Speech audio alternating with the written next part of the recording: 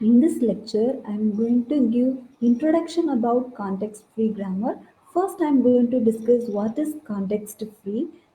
Assume I am having a production in which small letter A followed by one capital letter A followed by small letter B tends to small letter C.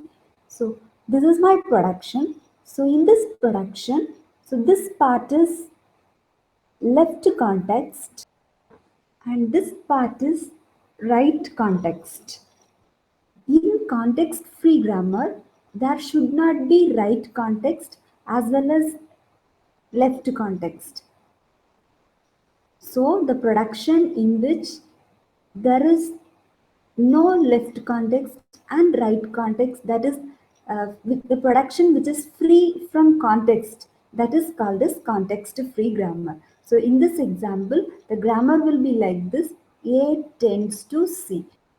In right side it will be null and left side also null should be there. So those type of production will comes under context free grammar. So now let me explain what is grammar. So already I have explained what is grammar. Grammar G consists of four parts: VN, sigma, P and S.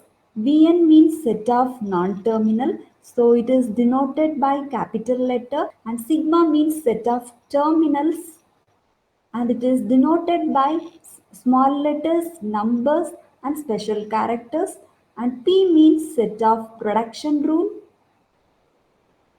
and S denotes start symbol. In context free grammar, the rule for the production is alpha tends to beta. Alpha belongs to only one non-terminal are also called as variable, and beta denotes all the combination of terminal and non-terminal including null value. A tends to null. So this is also comes under this context-free grammar. Suppose B tends to B. This also will comes under context-free grammar. So before arrow there should be only one capital letter. After arrow there can be any combination of terminal, non-terminal including null value.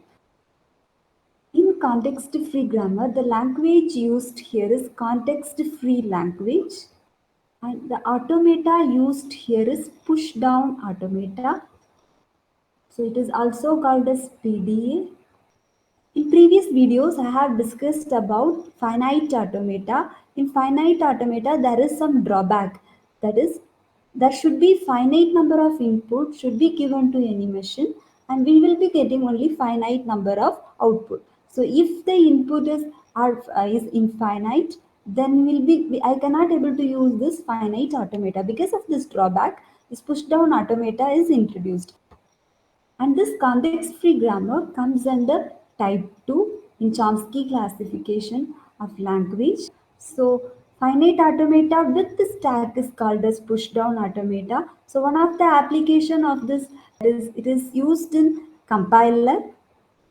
So compiler is used to compile your program, that is to convert high-level language to machine language. When this compiler converts the high-level language to machine-level language, 6 phases are there. It will undergo 6 phases. And the first phase is lexical analyzer, and the automata use that is finite automata. And this second phase, that is syntax and semantic analyzer, this context-free grammar is used because in syntax and semantic analyzer, that is second and third phase of compiler, the program will be stored in the form of tree. So that's why this context-free grammar is used. Here the program will be stored in the form of derivation tree. It is also called as parse tree.